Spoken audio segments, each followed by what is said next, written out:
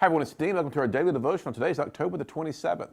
Recently, I ministered in 5 public schools over the course of a day and a half. And at the conclusion of our assemblies at each of these schools, students stood in lines to share some of their stories with me. It was at the last school on this particular trip that I met a 15-year-old young man who really touched my heart. He asked to talk, and I took some time with him, and I'm really thankful that I did, because as I listened to what he had to say, his story so ministered to me. As we talked, I learned that this freshman in high school had attempted suicide 16 times over the course of 5 years. His most recent attempt had resulted in his being airlifted to a hospital in another city, and while in the emergency room of that hospital, he died twice on the table and was twice brought back to life. He showed me his arms where he had sliced himself with razor blades.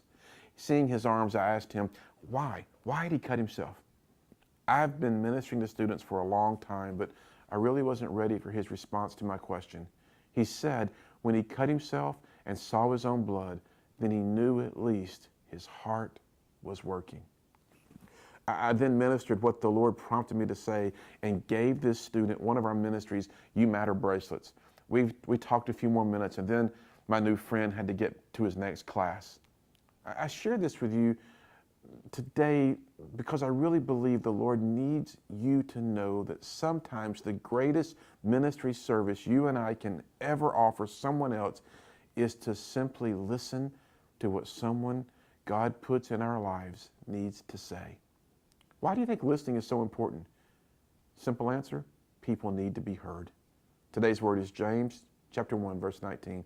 So then, my beloved brethren, let every man be swift to hear, slow to speak, slow to wrath. See you tomorrow.